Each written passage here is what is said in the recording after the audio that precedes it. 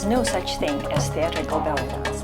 There is evocative dance, there is conceptual dance, there is performance dance that combines concept and expressivity and evocativeness. When we talk about theatrical belly dance, we mean dance that has a concept and that tells a story. These elements, if you're a good dancer, you're delivering these elements, whether you're performing on a huge stage or in a little nightclub on a dance floor. Now let me tell you why I think theatrical belly dance, what we mean by theatrical belly dance, I feel it doesn't have a huge potential for wider audiences. Dance is non-verbal, so it's harder to tell a story. And dance is not pantomime. Pantomime is a completely different genre with its own rules and its own skills and its own ups and downs and its own levels. There are two problems in infusing dance with pantomime. First is what we normally see in performances is that dancer stops basically dancing and starts acting, starts doing pantomime for certain number of certain duration of the music. However, it's not, in my experience, I haven't seen dancers who are the star level in belly dance and also the star level in pantomime and the star level in acting. What you normally see is the star level of belly dance beautifully goes and then it stops, and then you get some mediocre pantomime and mediocre level 101 acting. This lets me down as an audience. This is not what I'm interested in. I'm interested in seeing beautiful dance. I'm interested in seeing every step of the story being danced. If you tell me a story where every move, every turn of the story, every step is a dance move, I will enjoy it tremendously. But as I said, it doesn't have to be a theater stage. However, when I'm told, come and see me at a theatrical showcase, and I come over there, I end up being let down as an audience because 50% of what I see is mediocre pantomime and mediocre acting. The second problem with introducing pantomime in dance is that dance is more open to interpretation because of its non-verbal quality than other performing arts forms. And because of this subtleness with which it tells the story, it really tells the story through concept and evocativeness and the body language.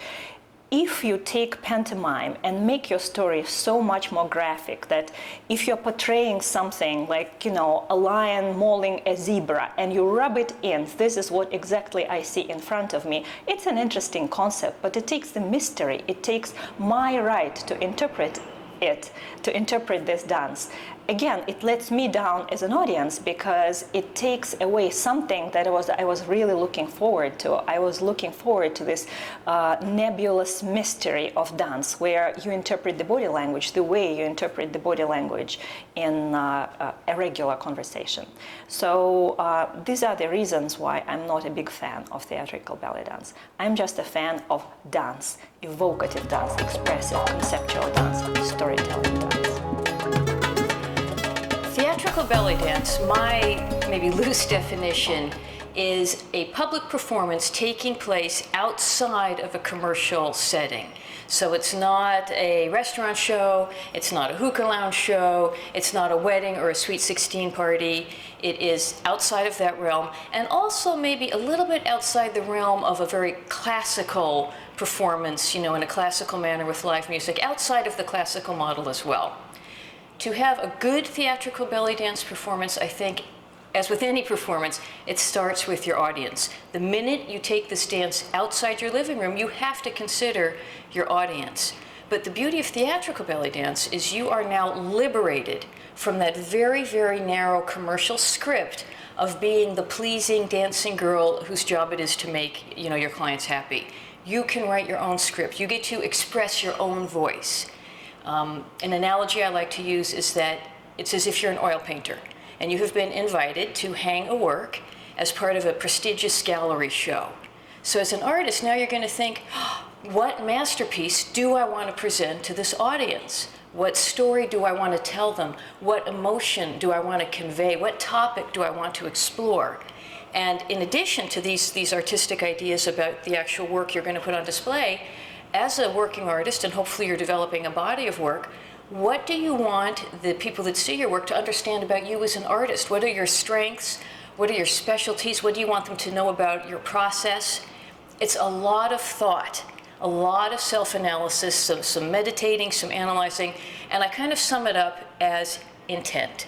Really good theatrical belly dance, in my opinion, is going to start with well thought out, clearly defined artistic intent.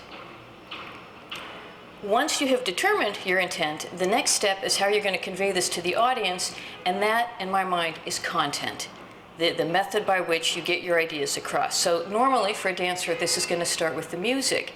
Is your musical choice going to send your idea to the audience? I mean, you might feel wistful sadness when you hear a particular song, but will it read to the audience as well? And then sometimes technical considerations as well. Is the piece danceable? Just because it's a beautiful, emotional piece of music, it really might not be all that well designed for dancing with. Once you have your song, your music, now we go to choreography. And that dreaded word to me, choreography, but the reality is, for the most part, theatrical belly dance is not the place for improv.